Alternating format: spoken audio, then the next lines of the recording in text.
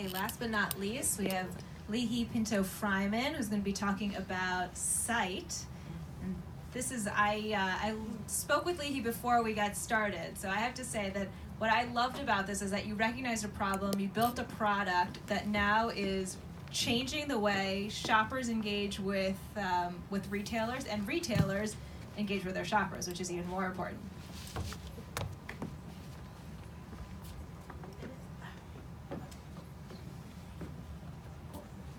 So hello, my name is Lihi, and I'm one of the co-founders of Sight. We founded so what do we do at Sight? We actually provide retailers, brands, with visual search, image recognition capabilities. We founded the company in 2015. We were working in stealth mode until actually December 2017. We're now okay. Until today, we raised $10 million. We are 48. We will be 48 by the end of the month, by the end of next month. And we have offices in Tel Aviv, in Geneva, and in London. So I wanted to share with you just a little bit about where we are today in our startup journey, just so you can, for you to say, why am I even listening to her? So I wanted to show you what we've achieved so far. We work with some of the biggest brands that you are familiar with. We work with Nike, we work with Marks & Spencer's, we work with Farfetch. And what we do for them is we allow them to connect with their users all by visual. So if I go to a friend's house and I see a lamp that I really like or a sofa, I can take a picture, send it to my favorite retailers, and no explanation needed. They will be able to show me everything that they have in their inventory just by me sending that image. This is one solution that we have. Basically, on our platform of visual search, we've built a number of products. Find similar, shop similar, complete the look, camera buttons, smart mirrors, in-store tablets. Many solutions that the entire purpose is to connect the inspiration. If I see something that I like on Instagram, for example, I should be able to act on the image and find the dress that inspires me. Sight also powers Samsung Bixby. Bixby is part of the Samsung camera button. We're live on 42 million devices, 30 million in Germany and 12 million in the UK. And what it means is, I see something that I like, I open my camera, all embedded within the camera. I just point at something that I like, and that's it. Our technology will break the image into its components, and from that moment on, I'll be able to find everything I want using our technology, which again is embedded within the Samsung phones. So this is like in a nutshell, very high level, what Sight is doing. But this is not where we're here today. I want to share with you some of the don'ts, some of the do's, some of the successes, and of course the failures that we had. Okay, I'll start with the don'ts. So in my previous life, I come from finance. I was my last role was in London, VP of Wealth Management and Investment Banking. And the number one rule in investment is don't put all your eggs in one basket. When you build a portfolio, you don't invest everything in one share, one equity, or a single bond. You always diversify. And for me, this was important when we founded Sight, and we were not sure. What are we going to be? Are we going to be a B2C company? Are we going to be B2B? And if we're B2B, then who are we going to sell our technology to? Are we going to sell it to Vogue and Cosmopolitan publishers, or are we going to sell it to Nike and Puma and Farfetch and Marks & Spencer? So we didn't know that, which relates to my next slide. We didn't know, but we were researching and thinking, and most importantly, talking to those businesses, to those publishers, to those retailers, to those brands, listening to them. And while developing, we built strategies to penetrate each vertical, because we didn't know what would catch. Another example of don't put all your eggs in one basket for me would be to never work with one big customer. We are now B2B, so my entire talk is around B2B, not B2C.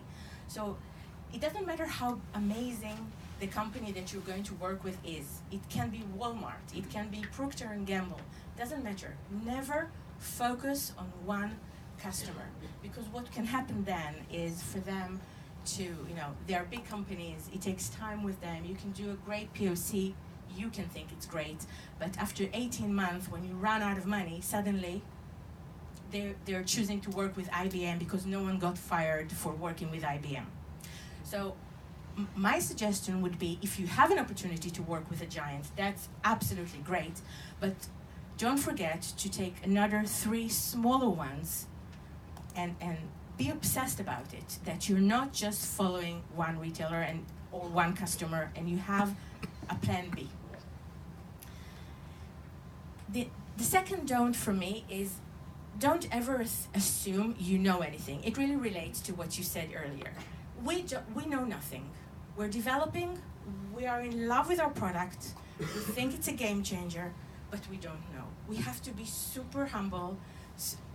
We just don't know. What we think is great might eventually not deliver, not convert, will not provide ROI. And maybe it's not even something that our customers are looking for. So my advice here would be, listen to them, interview them, research. Ask them questions, because your potential customers, they know, they have the answers.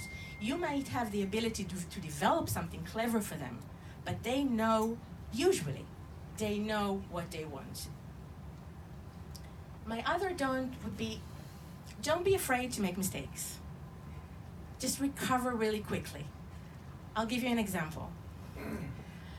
Initially, we thought it was going to be a B2C play, because it only makes sense. I love your top. I want to get it for my husband. I should be able to open my app, take a photo, and find what I'm looking for. So classic B2C.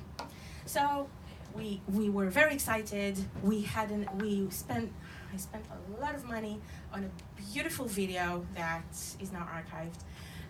Beautiful video, cost me a fortune.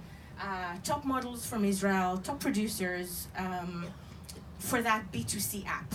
We spent a similar fortune on actually developing that app, the site B2C app. And on the same, actually it's mind-blowing, that on the same day that everything was ready, yeah? The app, the video, we were super excited.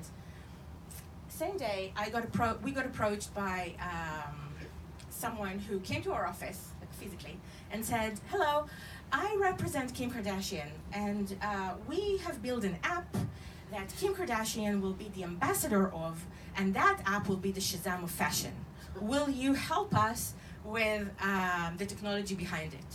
And we were like, whoa, whoa, whoa. Are we going to now compete with Kim Kardashian? Maybe not. So we had to recover very, very quickly, and this is exactly what we've done. We actually collaborated with them, and if you go to Screenshop today, which is the Kardashian Ambassador app, you see that site powers that technology.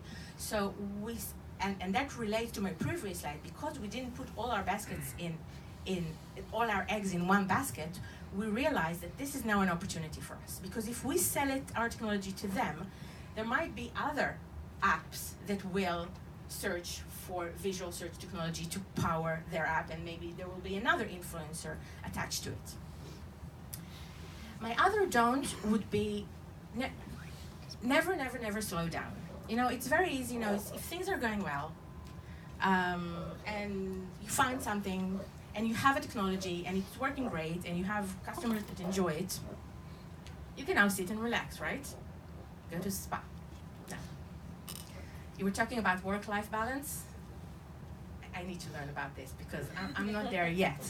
But basically, if in today's life, once you developed something, once you came up with an idea, that's it. It's out there, and hopefully in 2 years' time, but sometimes even in 1 year's time, if it's really great, someone else can do it. So you can never relax in startup life.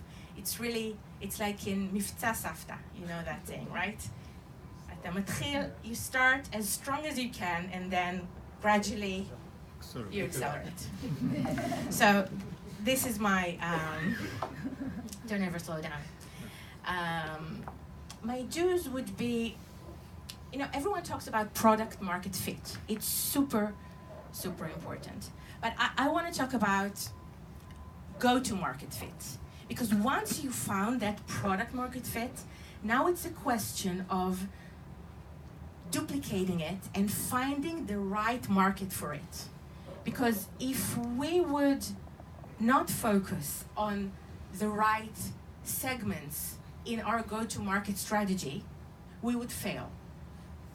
And go-to-market strategy, in my eyes, the minute you find it, this is where you move from survival mode to thrival mode, because you found your space. And it takes time. And usually you fail a few times before you actually find your go-to market. But it's worth it. Once you find it, then... Now, if I had to choose the biggest, the strongest do, it would be it. If the one thing that I want you to remember from my 15 minutes is this: hire well. My strategy, I only recruit people that are much better than me. If I recruit someone who's they're not better than me, I've achieved nothing. So it creates a culture, a DNA of very successful people. And once I hire someone really, really like a talent, then that's it. I can just enjoy. I'll mentor them. I'll be with them. I'll support them. But for me, it will be just enjoying the fruits of that hire. And then I'm free to take that approach of just not being too hands-on, which relates to my next slide, and then just observe and think about strategy and the future. I didn't know that hire well was the most important thing, and I think I can talk about this for a long time, but I want to say this. Companies like Google can afford to take an amazing person that have capabilities and talent and train them. I don't have that privilege. So I need to be able to recruit people that can hit the ground running. And I think that they teach us at university, at business schools, they teach us, get the right person and you can just make them. For me, I think it's the wrong advice for young startups. You gotta recruit people that can hit the ground running and that have done it before and that can bring you value from day one. Because the thing that I don't have is time. And we all have to gate our time, so we need to find people that can just help us grow quickly. So the next deal would be unlearn. Now, what is unlearn? It's like, why would we want to unlearn something? But in startup life, there are cycles, and things that I've done in the first year, if I continue doing them today, it's not going to work. So I have to always unlearn what I know and develop new skills. In the first years, you are totally hands-on. You do everything. I remember, the CEO of the company, who is also my brother, we were cleaning the toilets on Friday mornings up until 2 years ago. We've done everything. We colored the walls but this is just we were so hands-on with the product, with every single code, with every customer. I wouldn't let anyone else speak to customers. Well, big mistake. I need to hire people that can be so much better than me speaking with customers. So unlearning for me, it's a big deal. Now, stay focused. Stay focused means that if we go back to the example of working with a giant like a Walmart, and it's great, and you're so excited, and you're going to develop something amazing for Walmart, and then they will ask you to develop something else, and maybe go to that direction, and maybe they want another feature, and then you may lose focus. Now you're thinking, well, how can I say no to Walmart? How can I say no to a giant? Well, you have to do it. You have to stay focused. Yeah. Now the last thing, as a do, and again I can talk about this for hours, is get used to managing your ego. Now in my business, in B2B, you have to recruit money from VCs. There's no other way to do it. B2B SaaS, you have to recruit money for, not have to, but this is how you do it. This is how you scale. It's about volume. If I don't move quickly, my competition will. It's like flag games, right? I have to move quickly. I have to concur, otherwise someone else will do it. And to concur, you need money. And when you go to VCs to get money as a first-time entrepreneur, it can be quite an experience. Say no more. So you gotta get used to hearing no's. No, no, not gonna work. You're not the right team. You don't have the personality. You don't have the skills. You don't have the knowledge. You don't have the experience. You're just a big, big no. Okay? And you hear that 5 times a day sometimes. And I think I developed a little system for myself. It worked back then. Now it's kind of different. Now they want to invest in us. But actually, that's the fun part. When it flips and suddenly you have ARR and money is flowing and you don't need them, then they're really, okay, but going back to the no's.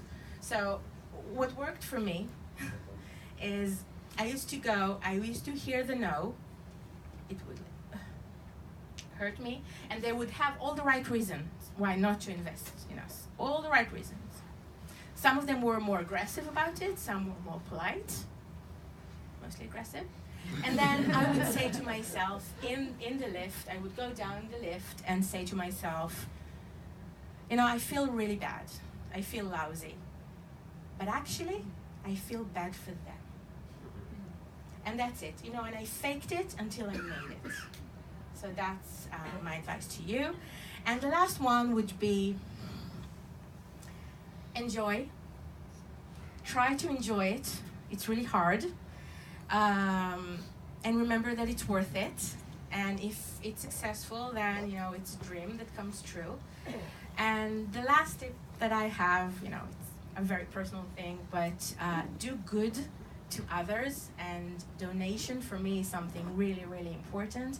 So this is part of our team going to a nursery in South Tel Aviv and helping them. It's a nursery for disabled kids, and we were just renovating the whole place for them.